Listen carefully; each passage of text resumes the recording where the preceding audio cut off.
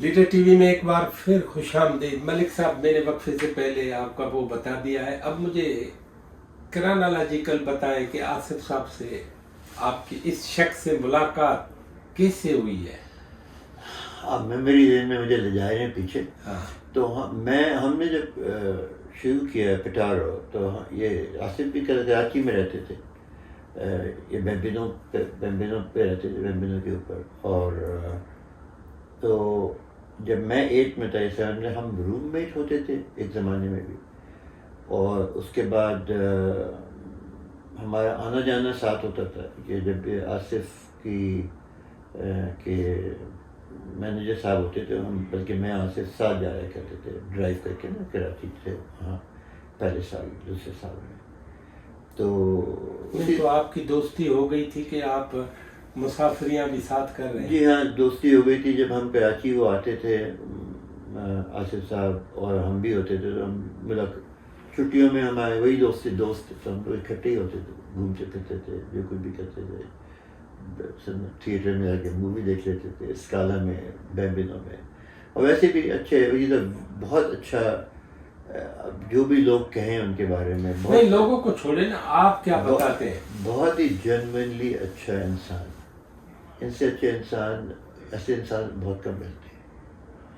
حالانکہ میں نہ میرا کوئی لینا نہ دینا، مگر انسان جو ہوتا ہے نا، جو آپ کو ہر موقع پہ ایز اے پریزیڈنٹ بھی ہو کے فون کرے گا اسی طرح سے جیسے وہ نئی پریزیڈنٹ نہیں تھا، اور ایسے کریں گے وہ جیسے آپ کو پتہ ہی چلے گا کہ ایک انسان جیسے کسی سے کوئی آپ کو بات کر رہے کہ کوئی ڈفرینٹ. اور وہ ان کا یہی رویہ ہے ہر ایک کے ساتھ میرے سامنے جو میں نے دیکھا ہے. نہیں ابھی آپ پیٹارو میں آئے نا، ابھی آپ کے روم میٹ ہیں.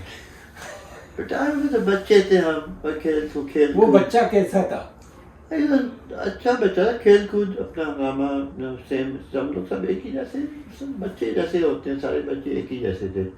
کھیل کود کرنا، شرارتیں بھی کرنا، اور بس اپنا خوش رہنا، پڑھائی لکھائی جو کرنی ہے وہ کرنی.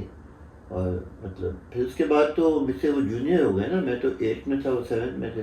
تو شروع میں ہمارے سوشل ریلیشن شپ زیادہ تھے کراچی میں آ کے. اسکول میں کلاس تو ان کی دوسری تھی، وہ میرے بھائی کے ساتھ تھے، طارق فیصل ہے نا، ان کے ساتھ تھے، اور نام اور فیصل ان کے ساتھ کلاس میں ان کے ساتھ تھے. مگر ہاؤس میں ہمارے جنا ہاؤس میں تھے، ہم لوگ جنا ہاؤس میں اکٹھا. تو جان پہچان تھی، رائڈنگ پہ جاتے، رائڈنگ کرتے تھے، رائڈنگ ٹیم میں. اچھا گھوڑے سواری کا شوق؟ گھوڑے سواری کا شوق تھا، میں بھی رائڈنگ ٹیم میں تھا. تو اس سے ہمارے ساتھ ہوتا تھا کافی. تو کافی اس کو شوق تو ان کے ہمیشہ سے تھے، ہمیشہ. ان کے رضائی صاحب کے والد جو تھے حاکم رضائی، وہ بھی ان کے سارے ایک ہی بیٹا تھا، سارے شوق پورے کرتے تھے. تو کراچی میں کافی بس گپ شپ رہنی، گھومنا پھرنا ایسے. اچھا کبھی باتوں میں انہوں نے اپنے کیریئر کے حوالے سے کہ اس کو کیا ہونا ہے، کہاں جانا ہے، کوئی ایسی بات؟ شروع میں بیفور میں بتا رہا ہوں، جب میں کراچی میں نے چھوڑا ہے، جب تک تو میری تھی نا، جب سے میں نے شادی بھی نہیں ہوئی تھی اس کی، تو بزنس میں کی طرف ان کا دھیان تھا، انٹرسٹ تھا. کنسٹرکشن وغیرہ کراتے تھے اور اس قسم کی چیزوں میں بزنس میں انٹرسٹ تھا. ہاں، بلکہ مجھے یاد ہے حاکم رضائی ان کو کہتے تھے کہ تم سر تھیٹر میں کام کرو، کلرک کی طرح کام کرو، پھر اوپر چل کے آؤ. تو یو لرن دا پروسیس، نیچے سے اوپر کس طرح سے سمجھ میں آئے. والد صاحب ان کو بتاتے تھے کس طرح سے تم نے چلانا ہے تھیٹر، سنیما، 2 سنیما تھے نا، کس طرح سے ہم نے بڑھنا ہے، سیکھنا ہے. تو اچھی ٹریننگ دی تھی انہوں نے، اور ان کے والد صاحب نے بھی، اور بڑے اچھے تھے. ہم سے بھی ملاقات ہو جاتی تھی، زیادہ دوستوں کا دوست ہوتے تھے. تو جب بھی کہیں کبھی گئے، باہر گیا تو ہم واپس آئے تو کہتے لوگ آ گئے تمہارے دوست، ان کے ساتھ چلو. تو یہ بس آلویز بڑا جینوئنلی تو ہمارے لحاظ سے، تو میں یہ کہہ سکتا ہوں. پھر ملاقاتیں کب ہوتی ہیں؟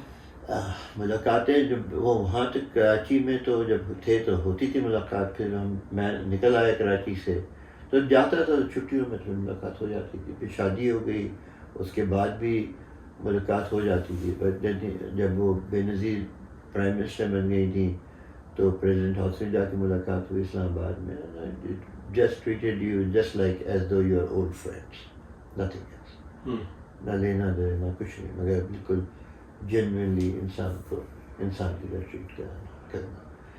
اور اس کے بعد یہاں کبھی یہاں آئے تھے امریکہ, پھر یہاں ملاقات ہوتی, جا کے نیو یارک میں ہوتی تھی ملاقات کافی. صدر کے ہوتے ہوئے بھی ہوئی؟ صدر کے ہوتے ہوئے بھی ہوئی. جب پچھلی دفعہ صدر بنے تھے تو مجھے انہوں نے کہا تھا کہ پاکستان کے لیے کچھ کرنا ہے, کچھ اکنامک ڈیولپمنٹ کرنی ہے. تو مجھے انہوں نے کاؤنسلر ایٹ لارج بنایا تھا. اچھا, یہاں پہ تو اس میں یہ کہ حقانی صاحب ہوتے تھے حسین حقانی کے ساتھ کام کرو تو ڈیولپ کرو پاکستان کے لیے کوئی چیزیں, کوئی خیالات, کچھ اکنامک گروتھ کے لیے. تو ہی واز آلویز انٹرسٹڈ کہ پاکستان کے لیے کچھ کرنا ہے.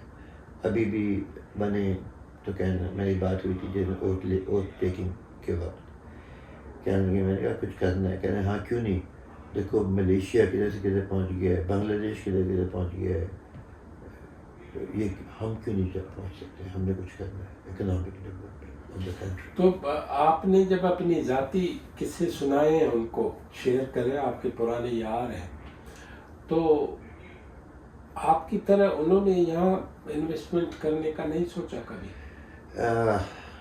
مجھے نہیں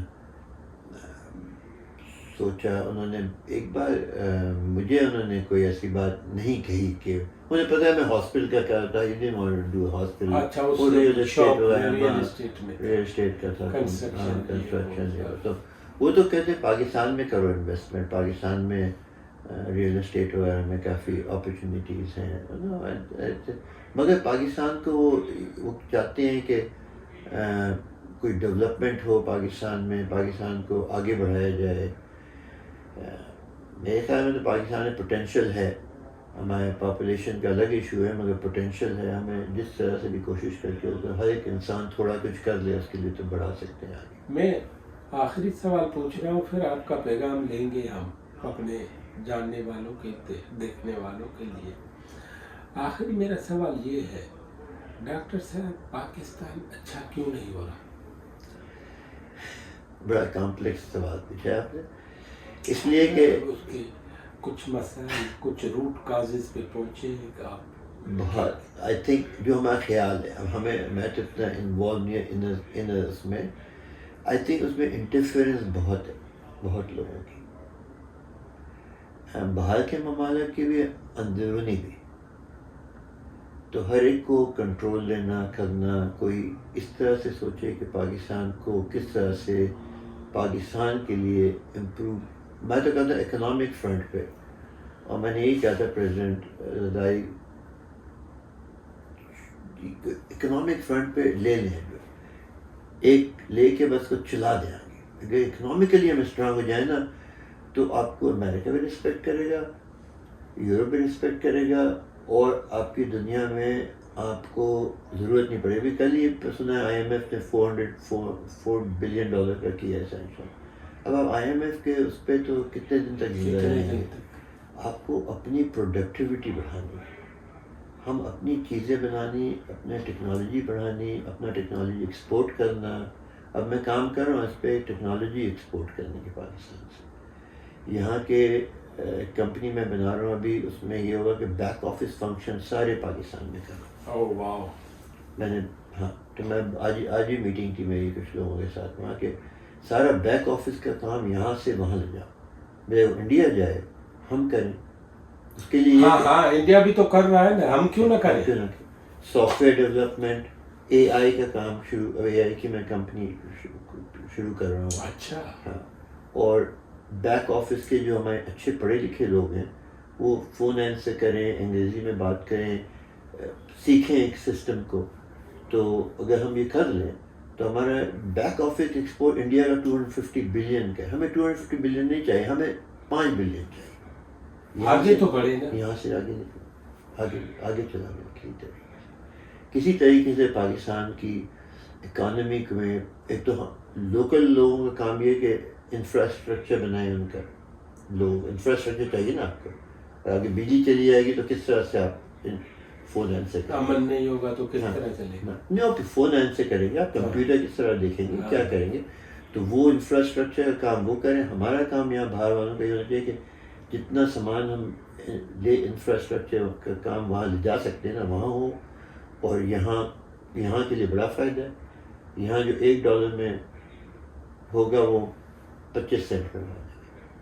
ایک تو آپ کا مارجن اور پروفٹ بھی زیادہ ہے، مگر اصلی بات تو یہ وہاں آپ کو اتنا پراسپیرٹی بڑھے. سمجھو. آخری بات، جی ڈاکٹروں کے لیے اپنی نوکری خود کرنے کے لیے آپ آج کے نوجوانوں کو کیا کہیں؟ ڈاکٹروں کو میں سمجھاتا رہتا ہوں کہ دے ہیو ٹو لرن کہ آپ کس طرح سے اپنی پریکٹس کریں. بزنس اور میڈیسن سیکھیں. یہ نوکری، ڈاکٹر اگر آپ نوکری کرتے رہیں گے تو آپ کا لیول وہی ہو جائے گا جو نرس اور سوشل ورکر کا ہے. آج آپ نے اپنا performance outcome based data بنانا ہے. آپ بزنس کریں، اس میں اسٹرکچر بنائیں، مل کے کام کریں ایک دوسرے کے ساتھ. ہم لوگ 30 ڈاکٹر 40 ڈاکٹر مل کے ساتھ کام کرتے ہیں. اختلاف ہوتے ہیں مگر ایز اے گروپ آپ کو فائدہ ہوگا. آپ اس کو ایوالو کریں into bigger and better things. ہم ہاسپٹل نہیں خرید سکتے تھے اگر ہم 30 ڈاکٹر نہیں ہوتے. ہم کچھ بھی نہیں کر سکتے اگر ہم ڈاکٹروں کے ساتھ مل کے ایک دوسرے کے ساتھ اور اس کو بزنس وینچر بنایا جس میں آپ کو پروفٹ لاس سمجھ میں آئے. آپ کو سمجھ میں آئے کہ یہی زبان ہے جو سمجھ میں آئے گی business of America. I would recommend کہ آپ لوگ اپنے آپ کو میڈیکل ایجوکیشن کے علاوہ آپ بزنس ایجوکیشن کریں اپنی، اور ڈیولپ کریں میتھڈس جس میں آپ کی ویلیو بیسڈ بنے، آپ کا ویلیو بنے. ورنہ آپ ایک سروس کا بندہ ہوگا. سروس جو جوتے بناتا ہے یا جوتے پالش کرتا ہے یا جو مریض کو دیکھتا ہے، کوئی بس ریٹ کا فرق ہے اور تو کوئی فرق نہیں ہے اس میں. تو ڈیولپ یور اون انٹرپرائز. یہ میرا ریکمنڈیشن. ڈاکٹر صاحب بڑی مہربانی لیڈر ٹی وی کی طرف سے، شکریہ، پھر سے بہت شکریہ. آپ کا شکریہ. اور ایک میرا خیال ہے کہ آپ کی ان باتوں سے بہت سارے لوگوں کو فائدہ بھی ہوگا. امید ہے. اور آپ کہاں سے کہاں اللہ کا دیا. ہاں، تو پھر ہم اس بات پہ متفق ہیں کہ اگر ہماری خواتین آزاد ہو جائیں نا بالکل تو بہت ضروری ہے. پاکستان پورا آزاد ہو جائے گا. بہت ضروری. بڑی مہربانی.